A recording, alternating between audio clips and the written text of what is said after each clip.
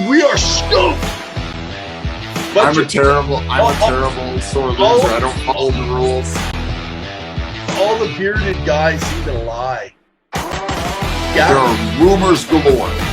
I am so up and down in my emotions right now. Retain salary. Okay. Where there is smoke, there is always fire, etc., etc., etc.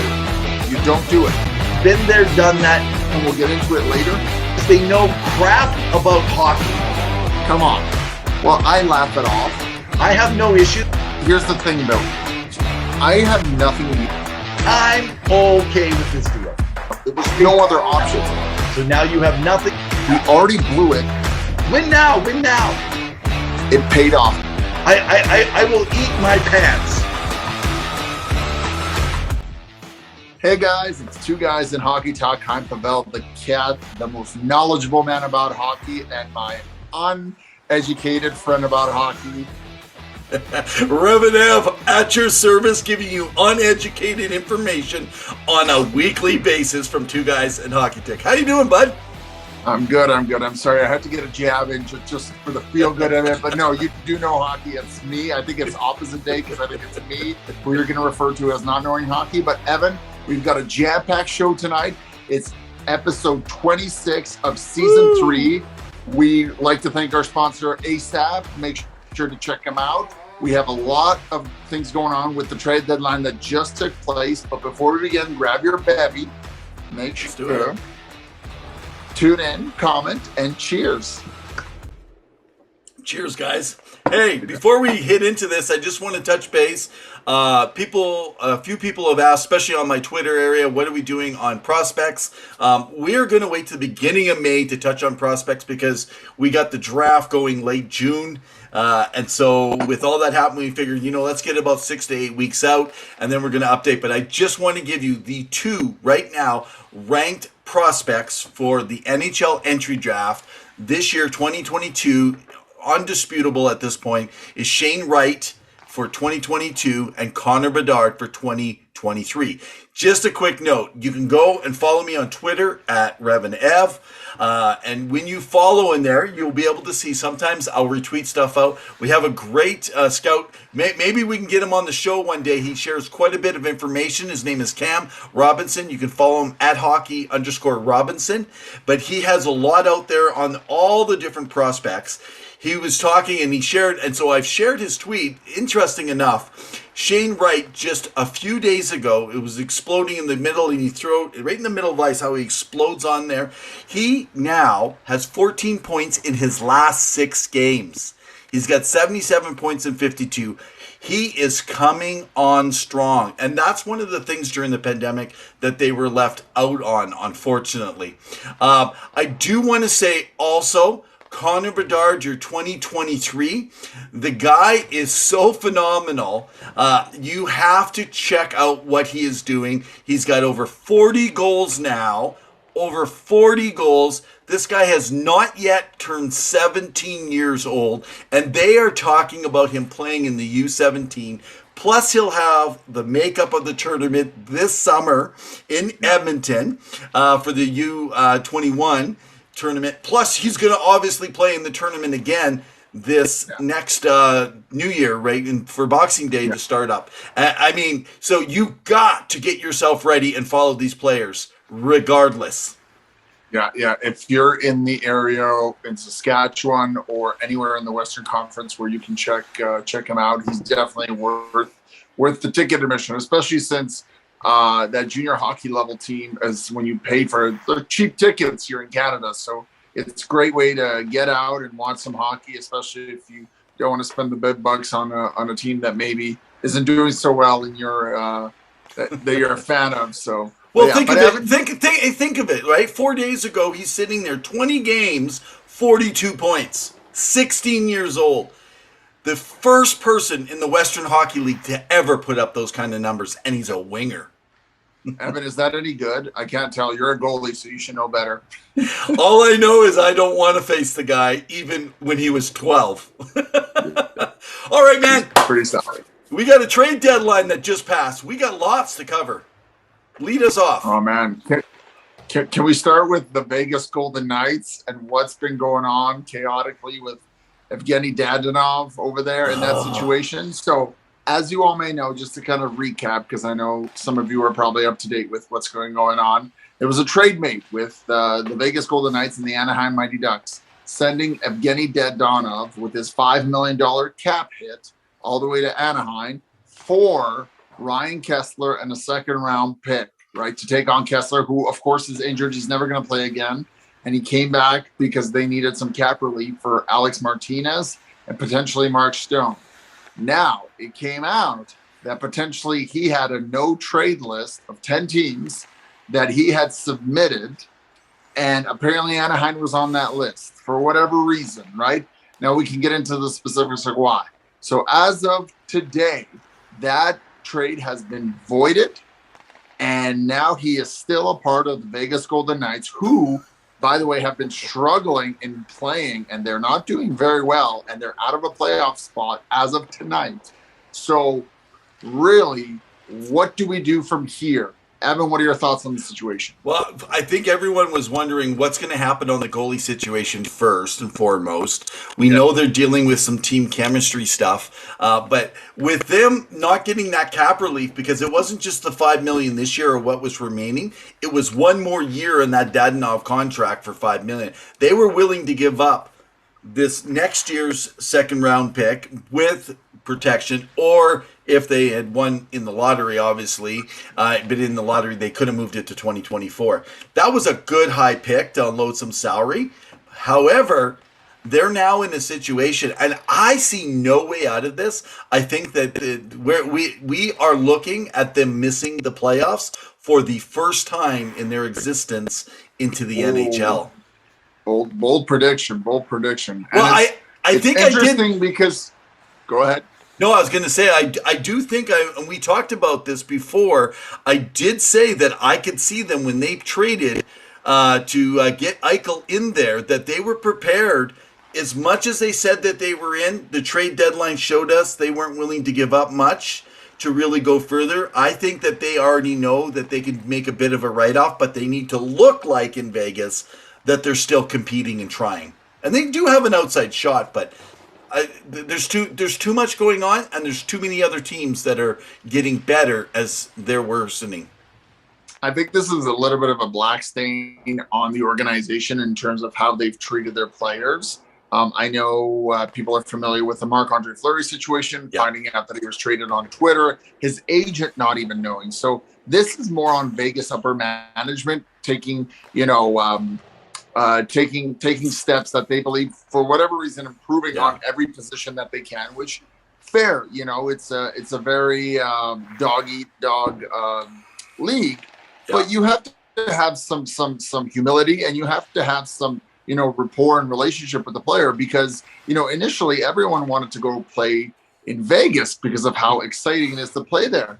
That mentality may be changing in the NHL from rumblings around the league. And so you wonder to yourself, when Robin Lehner, I think it was last year, he had that Q&A on Reddit with fans, and he talked about how, not himself, but that some of the markets that people aren't a fan of were Edmonton, Winnipeg, and Buffalo. Yeah. What if Vegas starts getting up on that list because they just trade you away? Now think about it. They've traded at so many levels and so many prospects and positions.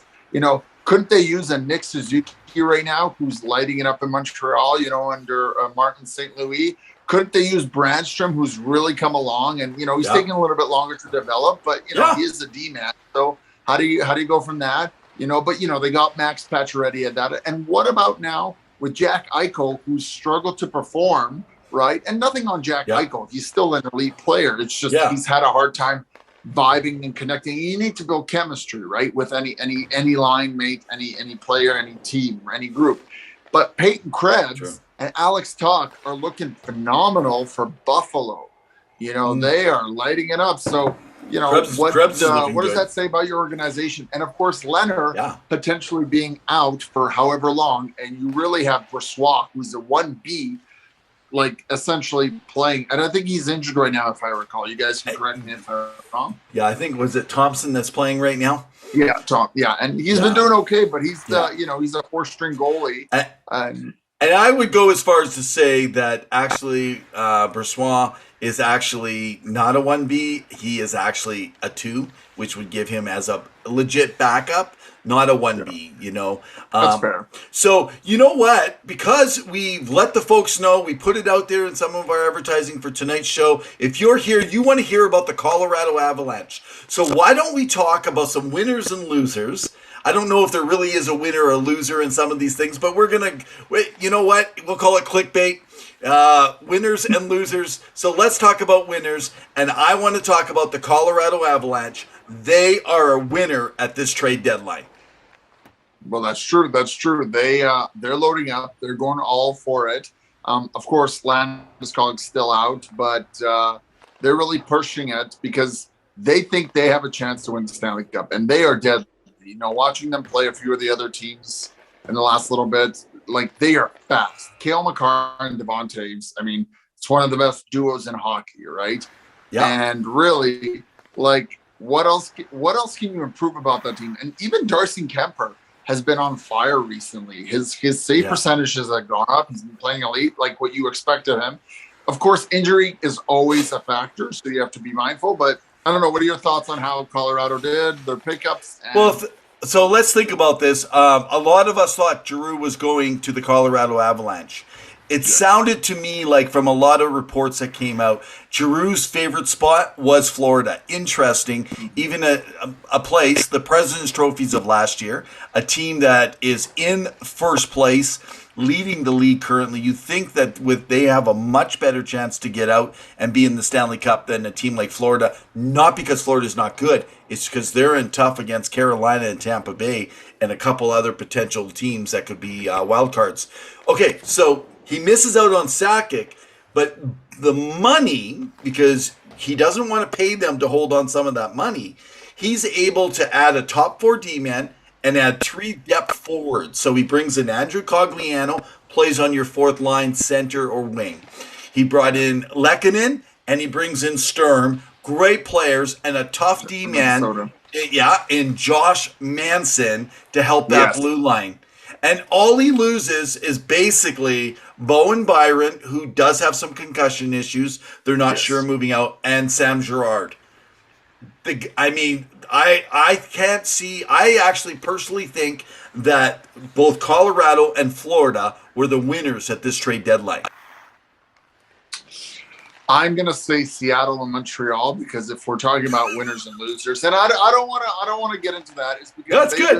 Up at the draft, right? Like it's so hard to tell now. I mean, if you win a cup, everyone's a winner in that organization. It doesn't matter what happens, but really, like when you pick up a bunch of draft picks because you're building for the future, Seattle and Montreal did exactly what they wanted to do. You know, they traded a lot of their players away. There's still a few bodies that may go in the offseason, so we'll see. For example, Jeff Petrie in Montreal. There's a few others. Maybe one of the goaltenders in Seattle go, whether it's Drieger or Grubauer. I know they signed them long term, but if a team's looking for some stability in net, I'm looking at you, Buffalo, for the future. You know, maybe that's something that happens. The other team that really kind of surprised me was the New York Rangers. And I know we talked about them last week and a little bit, but it looks like they're really going all in. Now, Shesterkin didn't have a great performance a few nights ago. You know, his save percentage was a little bit, dropped down to earth. Yeah. But, when you go for Andrew Kopp, who's kind of, Swiss Army knife kind of player, he can play at any level and whatnot. You can definitely tell that they are trying to go for it. And so I think the Rangers are an intriguing one. And I really like what Minnesota did a little bit because when you go for, Marc-Andre Fleury, and, and you trade away Lehkonen, right, for Jason Middleton out in San Jose, it looks like Minnesota's really going for it, especially since they believe this is the year. And of course, they're going to be cap struck next year. It's going to be tough. And just most recently, I think it was Bill Guerin who said that the problem is in the locker room when they were going through a bit of a losing streak, so he's not going to fix it through trades and stuff. So, he really did a 180 and he came out and went swinging and, he paid a big price for Fleury, but I mean, he's been looking good and, we'll see how he goes. I mean, he's looking good in green. Yeah. I'm going to say, because you're talking about who the winners were. I mean, obviously, let's just talk about Anaheim for a sec here, right? I want you guys to think about this. So Anaheim has 4 picks in the first 2 rounds of the next 2 drafts, and they have 2 first-round picks so that means in the 22 NHL entry draft, like coming up here. Now, what is very interesting is Seattle has 25 picks in the next 2 drafts. They start with 12 in 2022. They have 4 in the second round, 8 picks in the first 2 rounds in 2024. They have loaded up, right? So we can say Montreal. Okay, so let me show all of our viewers here why my partner, Pavel the Kadzigman, knows nothing, absolutely nothing about hockey. He's talking about second and third round picks. 25% of second round picks survive, and only 12% of third round selections make it to the NHL. And listen to this, second round, only 15% of second round picks ever become impact players. And that's throughout history. And that stat has only been released only 3 months ago. So I'm going to say, loading up on all these guys, the only thing that it helps any team from my perspective, when you're getting second and third round picks all the time, is you're going to try and take those second and third round picks, find someone who wants them in that draft specifically, and you're going to load them up so you can get some experienced guys on your team for a run, maybe during the actual draft trade day. But yeah, absolutely. I do not think you're a winner by loading up on all these second and third round picks. When you lose first round picks, so who picked up the first round? Was it Florida? Did they not give up a first round pick? Yes. A first round pick. And who did they pick up, Pavel? Claude Giroux. So they gave up a first round pick for a rental. That's probably not going to re-sign there. Maybe he will. We'll see how well they play. Is it really the year to go in when you're facing Tampa Bay and Carolina? And if you make it, you're probably going to be facing Colorado. I don't know. Or Calgary. Yeah. Oh, man, the Flame fans are going to love you tonight. So my only thing is that out of 32 teams now, 31 previously, how many teams who have gone on to trade a lot have gone on to succeed? There's only one Stanley Cup winner.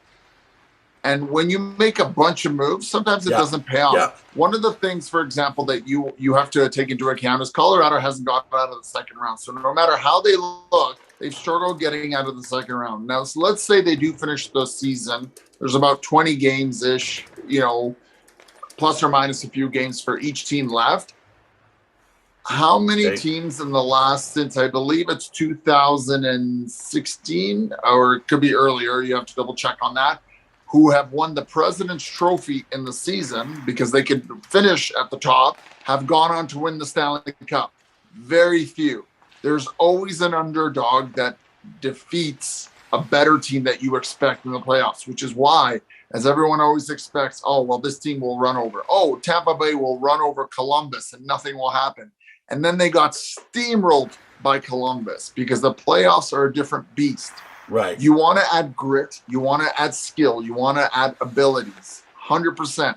But very few teams who trade away certain things are able to acquire players to play for them, will succeed and get the Stanley Cup. Okay. And so at the end of the day, is it worth paying all that and mortgage the future for now?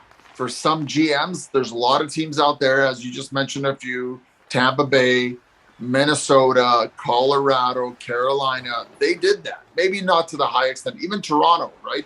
They mortgaged a certain portion of their future.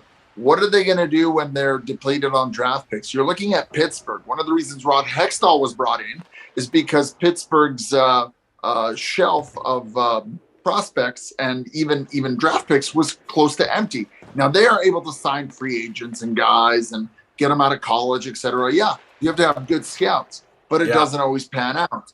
And there's always a lot of other things that are at play. So it's a balance, and you have to find the right balance. So I enjoy the teams that maybe like develop just a little bit, but not went all in. because that's when you have to be mindful. And one of I will congratulate Toronto on picking up Giordano, even though he is a rental. He wasn't paid for a first rounder, which I know that was the rumor from Seattle. It's what they wanted. So getting a second or paying a second for him, a second and a third, I mean, that's pretty solid, especially since he's partnered up with his former teammate, TJ Brody. We'll see if that helps Toronto get out of that hump, especially with that difficult Atlantic division. Yeah, so exactly. It's a balance. And not to say that in the summertime, Seattle can't offer some of the draft picks to other teams. I mean, we just talked about Vegas earlier. They're cap strapped. They have all these elite players, and they have no prospects coming up in the next little bit. What are they going to do? They've given away all of their prospects because they're all in now. What are those fans going to experience in the next 2 to 3 years if not this year, maybe next year or the year after, they can't make the playoffs? Okay, let me take you back and speak to something. You're talking about making trade. There are teams that have done well with trade deadline. I hear it on TSN, on the Trade Center and all these places, how they talk about teams not getting better. I'd like to be able to take you back and actually look at the 2017 Pittsburgh Penguins, right? They added Phil Kessel. They added Nick Bonino. That's when they picked up Carl Hagelin. That was which became their invaluable HBK line that actually won them a Stanley Cup. If you even go to their finals when they brought in Marian Gaborik and they played with them and got them to the final on the first year. So a lot of times one thing that I think works well is when you're making a trade, you have a good idea that you might be able to re-sign that player if he plays well for you and gels. Yeah. And that's what Jim Rutherford did very well. Before him, even Ray Shero. Ray Shero was doing a good job. And we'll see how he does over in Jersey with it. But I will say Pittsburgh is one of those few teams who has been able to do something with that. Therefore, when you look at that, and including looking at what was paid, you're just saying Claude Giroux, right? I'm always worried about a first round. That's my only thing. Yeah. Now, you know what? If with Giroux, that team has loaded themselves up good on the front end, I'm still worried about their back end. But if they can get to the Final Four, which is exactly what they need to build the fans, build the excitement around this. They're set up because they're not going to lose a ton of guys. Maybe Giroux, who might take a discount to play and continue. I just want to mention, by the way, I laughed. One of the articles that I read actually talked about winners and losers. I'm not going to mention the writer, and so when he talked about it, he talked about one of the winners. Now, you're ready for this. You can guess maybe where he's from. One of the winners is the Maple Leafs because they acquired Mark Giordano. Well, I am sorry. They have a lot more to do than just pick up Mark Giordano. They have a lot of other issues. If you're a Leafs fan, you know what I'm talking about. I wouldn't say they're a loser, but I wouldn't say they're a winner. What they did is they brought a little bit more toughness, a little bit more experience. Maybe they can get Mark to play in his hometown for a couple more years on a good contract. That's very possible. But, guys, they're not a winner in this time. But what they gave up, exactly as you said, those draft picks, do they really matter at this point, especially because the Maple Leafs need to win in this tiny span of window that they got? 100%. Now, one of the things that I do want to mention as a side note is for the Claude Giroux trade that you were talking about. A lot of people are saying, well, the Florida Panthers won that trade. Well, of course they won that trade, but Chuck Fletcher and the Philadelphia Flyers were hamstrung. Of course, Colorado, and then I believe the other two names were Boston, and I'm trying to remember the other team that was in it that was interested in him. They were handcuffed because Giroux said, I want to only play in Florida. And, you're kind of limited with what you can do. Now, he's on an expiring contract. Do you let him walk in the summer, or do you pick up whatever you can? And no disrespect to Owen Tippett, who they said he's been phenomenal so far, for what he's played, as they like to say, one ginger for another, replace one for another, but you can only do so much when you're limited with trades, right?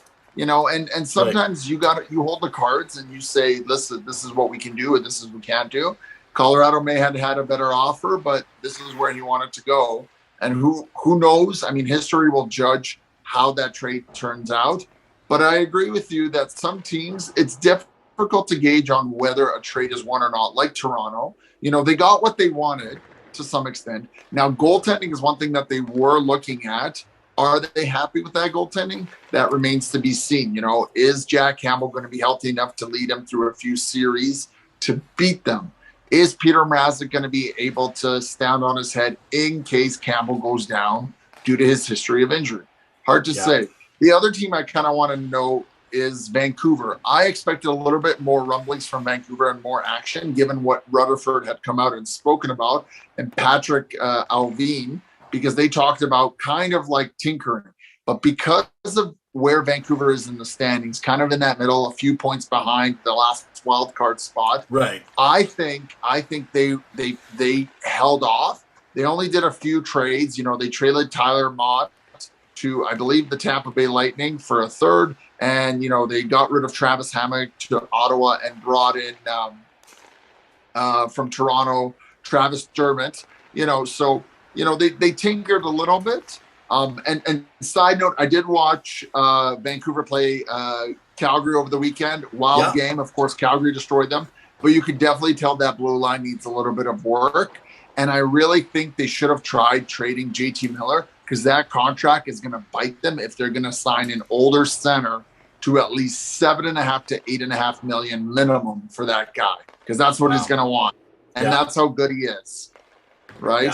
Yeah. So, okay, it'll be so interesting. The other part we didn't talk about with the Panthers is so they traded their 2024 for Giroux, first round pick, which is protected if they're in the bottom 10. Then it moves to 2025. But what we didn't talk about is they picked up Ben Sherratt, who is a depth defenseman. Yes. A depth defenseman, so he plays on your third pair. You're not winning the cup if he's on your top four. And so he's a depth defenseman, which is great. But they gave up the 2023 draft. And it's a little much. It's a little much for me. It's not protected. What if they have a bad season next year and they're in the top 10? It's not protected, and that's the Connor Bedard and Matev Mishov, two generational talents that will be available in that draft. So they've essentially given up their 2023 and their 2024 first round picks. That's how much they believe in this team. Well, hey, and hats off to them, if they can make that happen. But man, that is, I don't know, that's a hefty price and good on them. But I just haven't seen it succeed. But go ahead. The only thing I was going to say about that is that you have to also wonder about Aaron Ekblad in Florida, because he is injured and will be injured till the end. Now, I know that they gave him some cap space, and most likely he'll be back for the playoffs. But last year, as you recall, the series versus Tampa, although it was a grindy, physical, mean hockey, and I loved it, one of my favorite series that I watched ever, Aaron Ekblad could have made a difference in that series. He was playing elite. People talked about him having a struggling season a few years ago, and is he ever going to amount to anything? And now he's turned it up. But, of course, injury has, limited him. Can they get back to there? The other fun thing about Colorado, as you were wearing, is they did a little fun thing on Twitter. You guys can check them out. Is they talked about staying cap compliant even during the trade deadline, so that if they win, they are within the cap to winning the Stanley Cup. Someone that are alluding to Tampa Bay and Vegas, hint. Right, yeah. Hey, so think about this though. You're talking about Aaron Ekblad, so they're hoping he's back for the playoffs. Does Florida win if Ekblad's not back this season? Nope, I don't think so. And you just gave up your 23 and 24 first round draft picks for guys that are going to be UFAs. But I think he's back. I'm sorry to say, I think he's back. The team knows better. It's the same with Landeskog, who just got surgery. Yeah. And, they knew he was going to be back. Players don't get surgery if they don't know they're going to be back, unless it's like a team that's out of the playoffs and they know that they can go on a break. So I don't buy that he's not going to play. But what we do know is when players come back from injury, they're not always the same players for a good period of 100%. time. And to go right back into the playoffs. That'll be interesting. We'll see on the timelines when the players actually make it back. So, hey, let's go back. I know it's the small sample size, but look at Montreal last year with Carey Price and Brendan Gallagher, who were injured right before the playoffs started, and they did a stint in Laval, and they played kind of mediocre. And then look at that Cinderella story. So I know it's a small sample size. But Gallagher's never been the same player since he's come back, though. There's a case in point, though, to me. I think Gallagher could have been the difference in those playoffs in the Stanley Cup. But that injury has really affected him. So let's go back to, we were talking about the Penguins, right? Let's talk about Brian Burke and Ron Hextall. Who would, I thought they were sitting, they weren't doing nothing. And then out of nowhere, Rickard Rakell is heading to the Pittsburgh Penguins, the perfect winger, I'm telling you, to play with Evgeny Malkin. Yes. Yeah, no, great, but a little pricey for my blood for Rickard Rakell. I think that Anaheim slightly won that trade. Now, Rakell, he has a lot of upside. He was on the move already. There's been a lot of rumblings of him going even last year. And for whatever reason, Anaheim, even though they had a bit of a good start to this season, and they've fallen off a little bit in the last month, but they've still been competitive. For whatever reason, they're going still full rebuild, and they don't believe that they're there yet. And I wonder what this says also about John Gibson, but that will be a discussion for another time. Yeah, I think at the end of the day, Pittsburgh got the man they wanted, and I think when you have Crosby, Malkin, and Letang, you go for it. It's all it is. So my question is, what do you think? They gave up Zach Ashton-Reese, second-round pick and a prospect. We don't know who the prospect. Great player. So who's a great player? Zach? Yeah, Zach Ashton-Reese. He's a solid player. He's a depth guy. He's a depth guy, though, for a guy that can actually get you to the Cup Finals. And we know that anything's possible with those two superstars. Well, actually, three superstars. Tristan Jarry having an incredible season, not playing as well as he did earlier. No one thought the Pens would be in this position. A second-round pick, again, we were just saying, does it really matter on the prospects? And so, to me, they didn't really give up a whole lot to make a run. And in the Pens, I will trust. That's fair. I'm gonna be following Colorado and the Pens series closely in the last 2 years. So what does that say to you? That tells me, look out, baby, they're coming. I don't know. They're going to have a hard time, right? Just like Washington. They're pushing. And I know you have these great players, but they're aging and they're getting older and anything can happen. I mean, we'll see what happens. I mean, I always want Pittsburgh to succeed because when Sidney Crosby succeeds, the league succeeds. It's still his league. He's still rocking it. Well, and I agree with you, right? Because who knows what will happen with Malkin and Letang next year, but this is the last hurrah with these three guys. So I want us to look at something. They have a stable defense, but they have an incredible forward. So let's look at this, right? You got Evgeny Malkin, you got Sidney Crosby, Jake Getzel. Brian Russ is a great winger, strong power forward. Kapanen, as much as you may not like him, he can even play on that third line. You got Jeff Carter, you got Rickard Rakell, you got Teddy Bluger on the bottom pairings, Evan Rodriguez. Jake Kensel, you're forgetting about one of the most underrated. I said him third. Okay. And then on the back end, you got Chris Letang, Michael Matheson, good steady guy. John Marino can give you both ends. Brian Dumoulin. You got, who is it? That's pretty much it for guys that are stable. And then, and I don't know, and I haven't checked, but is Zucker due back? Will he be able to come back for the playoffs? I don't know. And they picked up Nathan Balula. Sure. So, we're going to see. I actually think that they're set up good as a playoff team. And I think that if you want to say a team that may surprise, I'm going to go out on a limb and say that I do not think you guys are going to get what you think you're going to get from the Carolina Hurricanes, who surprised me and did almost nothing. That's fair. Yeah, they didn't really do much, but maybe they had a lot of room. Much. And you're happy with what you got in that locker room, and they have a solid team, and this is the fourth year that they would potentially make the playoffs.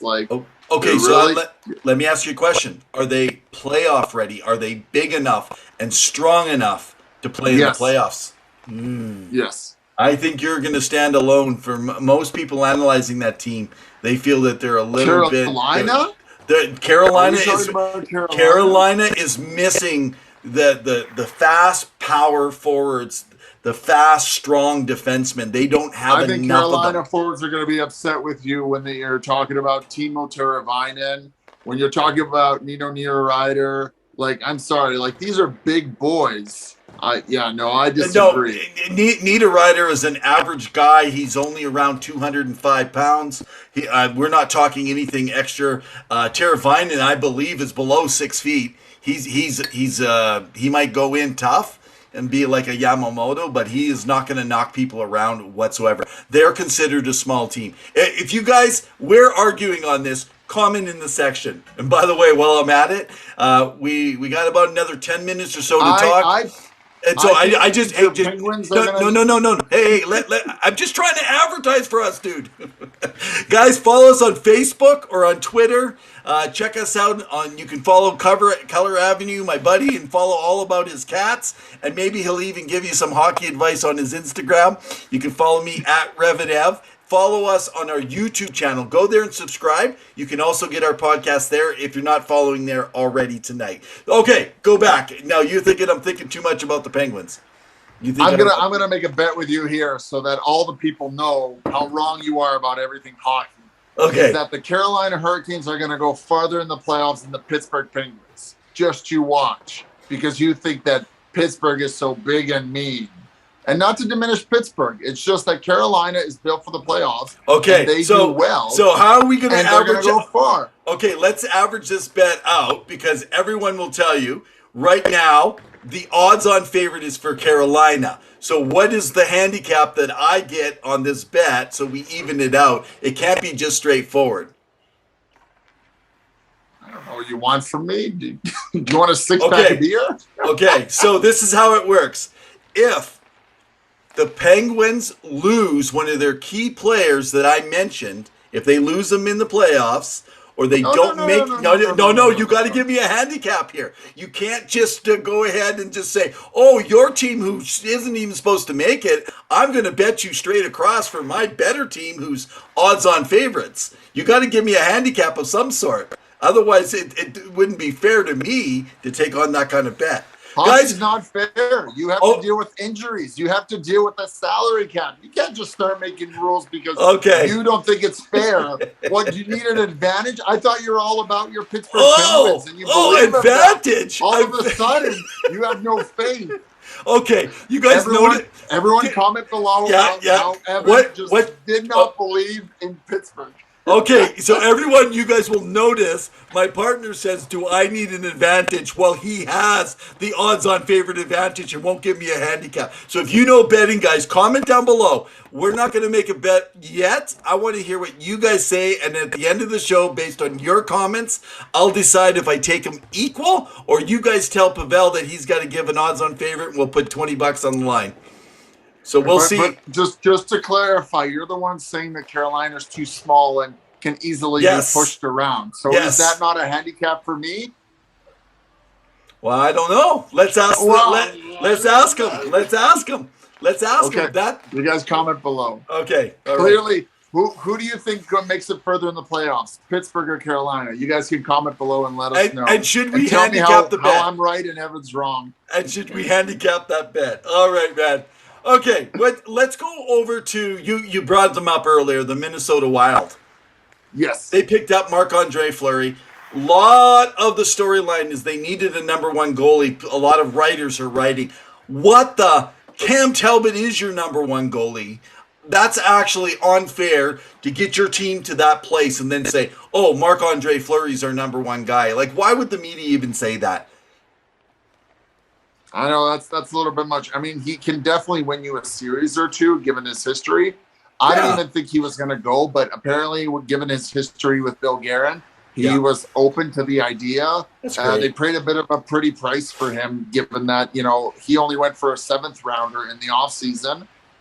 I mean, definitely a little bit of disrespect to Cam Talbot, who was also at the All-Star game, and he's had a solid season this year. Not to mention they traded Capo Kakkonen. He's gone now, and I didn't think he was playing that bad for that team. I think he had a pretty decent numbers, but he wasn't given the opportunity.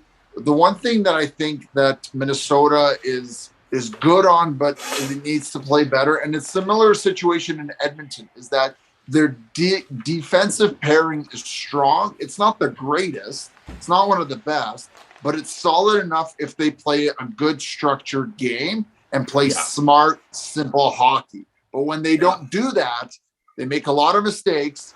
And, I love Matt Dumba. I think he's one of the most underrated defensemen out there. He was a popular name last year in the trade deadline. But unless they're not playing at their top line, because they can score. You've got Kirill Kaprizov, right? Like you're going to score. You got Matt Zuccarello, who is a small player but very gutsy and can put up points. Yeah. Joel Harrison Ek, who signed that big contract over the summer. He's I think Minnesota has one of the best third lines in the NHL. Like that's how solid it is. That Kevin Fiala, who's had a hard time, he's been kind of roller coaster with his scoring, but he's really gotten it up and. He can perform. He's also going to be looking at a new contract. Not to mention they traded away two of their guys, Ryan Suter and who was the other guy? You guys can help me remember who the other one was. And so that's what I think of Minnesota. They're my dark horse potentially, even though as one of the fans said last week that everyone's a dark horse for me. Well, that's because they're not Colorado. And or Tampa Bay, as Evan would say in the Tampa Bay. But what are your thoughts on Minnesota? I think Zach Parise. So Zach Parise and Ryan Suter. There you go. Yeah, just came to my mind. Those were I know nothing. Not trades, but buyouts. I know what you meant. I'll give you a break because I put you under some pressure here today by that whole thing Things on a are bet. popping. Because I understand you don't understand how bets work and betting odds. No. You just know how to bet straight across the board, right? So, but hey, that's okay. You see this? You're holding my hand through this whole episode. Oh, my back! I gotta go on LTIR. No, it's all good. It's all good, guys. So remember, you got to help us out. Who's right? Stop faking at Mark Stone. Okay, so I think we're going to have the Robin Leonard, Marc-Andre Fleury kind of situation all over again, just like last year with Vegas in Minnesota. I think they're going to go with the hot goalie. That's what they're going to do. So I think Ken Talbot will probably get the starts unless he's not riding hot going into the playoffs. They're going to give Fleury a chance. I think they're just going to ride hot goalies other than back-to-back games. That's my thought process. Now, I do want to say with Marc-Andre Fleury, so a lot of people have had speculation about what the no trade lists and stuff like that. I want people to recognize something about Marc-Andre Fleury. He is not anti-Canadian teams. A lot of people have begun to believe that. If that was the case, there would have been opportunity to maybe play in Toronto. We know they're a good team. There's a reason that he doesn't want to play on some Canadian teams. Here it is. And he showed it. And he talked about it if you go back and listen to his interview. He wants a structured defense. Hello, Edmonton. Hello, Edmonton. He is only not going to Edmonton, okay, there's two reasons. One, he wants to be close out east to the rest of his family, but no saying if he can have a chance at a cup, if he has a structured defense. Marc-Andre Fleury does not want to be left to the dogs. He dealt with that in Pittsburgh. That was an important piece when he was in Vegas. That was something that he talked about, is what, from my understanding, and some people that I've heard from that are in Chicago and that follow and write in Chicago, that he wants structured defense, and they were trying to do that. Seth Jones was one of the reasons they brought in, even though they were a building team, because he was going there regardless. Listen to this. Also, Minnesota, he talked about how structured their defense is. That's also why he didn't go to Toronto. So lay off of Marc-Andre Fleury. He is not anti-Canadian. It's not that he had every team. He doesn't want to play for teams that he can't win a cup, and he doesn't want to play for teams that don't have a structured defense. If you want these goalies to come play for you, they're putting their career and their dollars on the line for next contracts if they come and play and they get lit up by high-quality chances. Breakaways, 2-on-1s, 3-on-2s, 3-on-1s, right? Or you're just going to start a Twitter brawl with all these comments about not wanting to come to Canada, but really, it's truly that's the underlying issue, and you just won't admit it. So, yeah, it definitely. There's a lot of factors that go into it. People talk about, and we talked about at the beginning of the show, Dadonov not wanting to go to Anaheim, and people were kind of commenting as, why wouldn't you want to go to Anaheim? Well, one of the reasons is taxes in California, as I have recently learned. It's 12.6% taxes. So when he's making $5 million, and next year it's going to be 6.5, exactly his actual buyout, like payout, what it's going to be. 12.3% ish of that is around $600,000, 620. I'm just kind of rounding generic numbers, right? Whereas in Vegas, there's not as many state taxes. This is one of the reasons why players don't come here. In Canada, there are higher taxes as well. So when you're making X amount of dollars, you want as much gross income as you can. Not to mention there's other things that are in play. That isn't to say players can't handle the market. It's ebbs and flows. When you're winning and things are good, you're gone. When you're losing, of course, you may be mortal enemy number one. You got to take the good with the bad. So I just pulled it up while we're talking here. Taxes, when you're dealing with Nevada, where he was, 6.85 state levy, and the local tax could be as much as 1.53. So they say an average of 8.2. So you're talking 5% of your salary down the drain. Yeah. Good point. And California wants to bring in legislation. Not that we're a political podcast. Aaron Singleton is. They're trying to create legislation where even after you leave the state, you're still paying a tax for being a previous member of that state. So again, there's a lot of dynamics in play whenever a player decides where they want to go and play. Not to mention, Anaheim is rebuilding, as we noticed in the trade deadline, because they sold off a lot of their big names. Hampus Lindholm's going to Boston, which again, we didn't talk about how Boston kind of shored up that, which we'll talk about in just a second, and re-signing Jake DeBrusk for 2 years. But, why would Dadonov, who's more of a veteran player, want to go play when he just left Ottawa, which is in a rebuild, to go try to win a Stanley Cup with Vegas, who at the beginning were considered Vegas favorites, right? Okay. Exactly. So, but Boston, let's chat a little bit about Boston. Before we go there, though, we got to apologize to our fans. I'm looking up the taxes. Actually, it's about 7%, and then a 1% a lower locale. So they're actually barely ahead in California with their state taxes, is what I'm reading. So if anyone knows something different, let us know. But what I'm reading online is not adding up to what you just said. It was on Nick Kiprios and Justin Bourne's show. They were talking about it, that it was about 6% for the state tax. So write it down.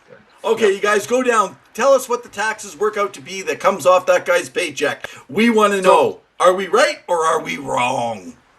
So a good friend of the show, Mike Smith, he's a big Boston fan. I'm sure he'll have some thoughts about this, and we'll have to tag him at this moment. Woo! But what are we thinking about Boston re-signing Jake DeBrusk, who apparently rumors are still true that he wants out, but they signed him for a 2-year. I think it was $4.5 million season. Solid paycheck. I'm sure Louis DeBrusk, dad, is very happy.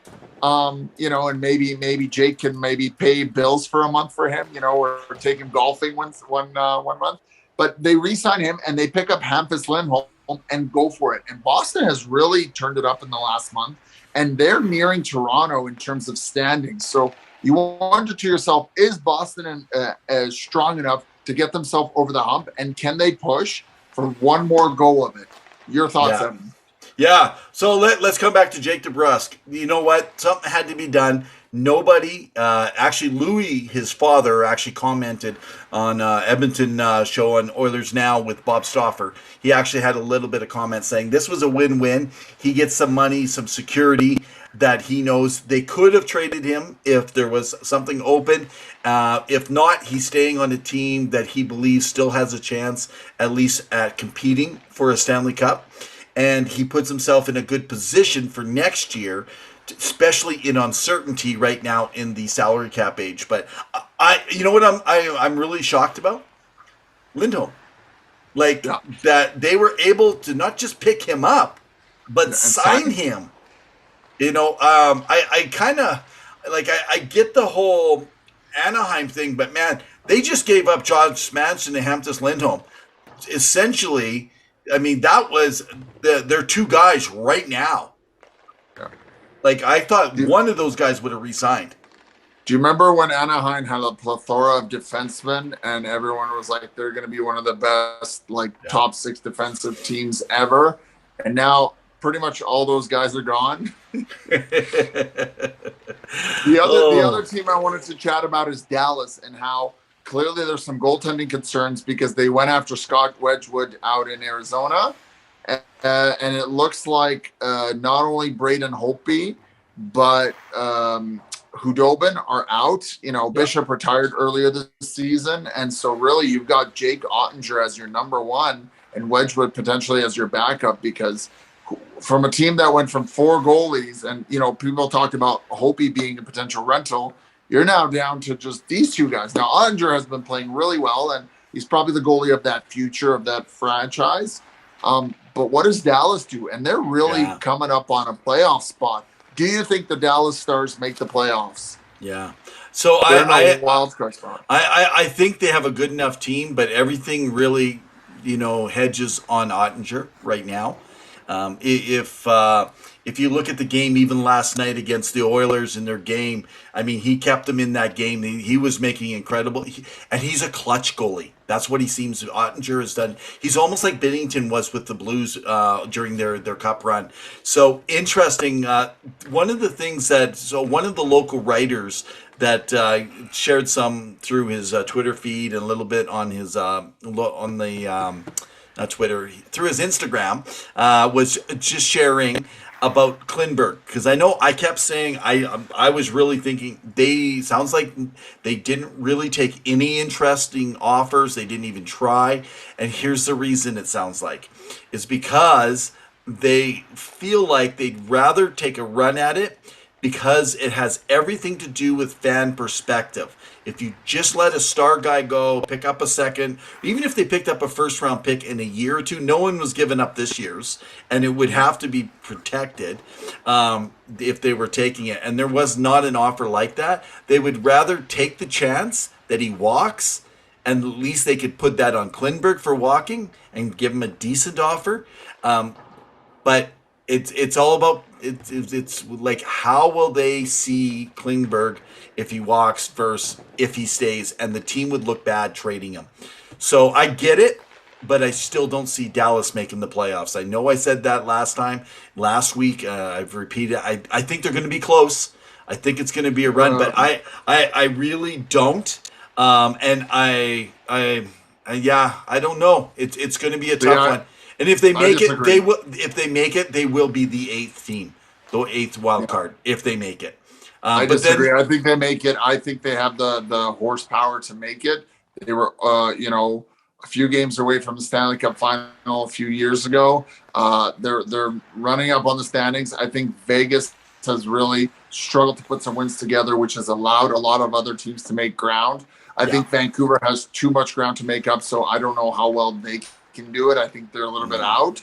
I think Winnipeg has really turned it on the last little bit. Connor Hellebuck getting another shutout really well. Nashville playing as well as they have. And I do want to shout out Roman Josi, who could potentially become 100-point defenseman again, which is shared by only a few other players, or McInnes, Coffey, and I think one other one. So, pretty impressive for him and what Nashville, is able to do. And Philip Forsberg, will he stay there? But really for Dallas, I think they'll make the playoffs just because of they're made for that, and they are a playoff made team. They know how to grind it up. So this is when I say that, because I talk about Vegas not making it, talk about Dallas, but the truth is Winnipeg's only there because they got 10 overtime losses. So that's just telling you they're not winning enough. I don't think they can come back. They got Dallas got 2 games on hand and then 4 games on Vegas with 1 point separation. The only way Dallas doesn't make it, though, is if Vegas comes back on and Dallas just kind of plays maybe a 550 hockey, which they have a tough schedule coming up against some really good teams. So that 8th spot is really between Vegas and Dallas now. Yeah. So 100%. Maybe Winnipeg could potentially push for that, but yeah. Yeah, but Winnipeg's they're only 4 points back. they're 3 points back with 2 games in hand. Yeah, so you might as well call that a 5-point difference. And they play in the same conference, so their games are worth more when they play each other. It's possible if Connor Hellebuck plays the best game and we see Winnipeg turn it around. So you are right, it is possible. It's going to be a tight race between Dallas, Vegas, and Winnipeg for that last playoff. What did I hear? That I'm right? That I am right? You heard that you're right. You heard that you're right. Oh, my goodness. Can I get that in a plaque? Can you write that on the Stanley Cup for me? Well, having said that, now that my co-host here has gone and ran his mouth off and made me feel like I regret saying he was right, I should say that we here at Two Guys and Hockey Talk have once again gone into overtime. So, final thought, buddy. Well, I have a bit of a rant because we always have a rant at every episode, and I rant that the Vegas Golden Knights need to get their shit in order, or poop, hockey pollock, as you like to refer to. And I think that when you have people who don't even know that Danilov had a no-trade list, and you're supposed to be a lawyer, Gary Bettman, I'm looking at you, the best of the lawyers, and fine-tooth comb like every line of every inch, and you can't tell me that Cap Friendly and Puckpedia had that information, but you didn't, or Vegas didn't. That's a little bit of a black scar on you. And the fact that they didn't even get a on the wrist, then maybe I have some issues. Otherwise, I enjoyed this trade deadline. I think it was fun. I think it was electric. I think a lot of moves were made that I didn't expect. A lot of players went around, and I'm very happy to see where this turns out, and especially literally that in about 5 weeks, the playoffs start. So I'm pumped. That's my rant. Hey guys, just remember to follow us on Instagram, Twitter, Facebook. Make sure you follow, like us, subscribe to our YouTube channel. It's one of the easiest ways. We've had some people say that while they're out there, they love to subscribe on the YouTube because they can easily to come back and play their stuff on their local devices. Also, big thanks to our ASAP Sports Network and our partnership. Thanks for catching us if you're on ASAP Network. For those that don't know, ASAP Network provides great content, variety of shows of all. They don't shy away from nothing, even you wrestling fans. I'm going to have to jump in on a couple shows. I'm going to ask if they'll let me be a hockey guest on one of their shows. But you can follow them through their platforms, Instagram, Twitter, Facebook, YouTube, or you can go on your local Roku TV and catch them. But if you're going to do that, I'm going to go talk basketball. Well, on behalf of Two Guys in Hockey Talk, in the meantime and in between time, keep your stick on the ice, everyone. And what? As they say, but keep your head up. Keep your head up and keep your stick on the ice. Cheers, Stay safe, everyone. Have a good night.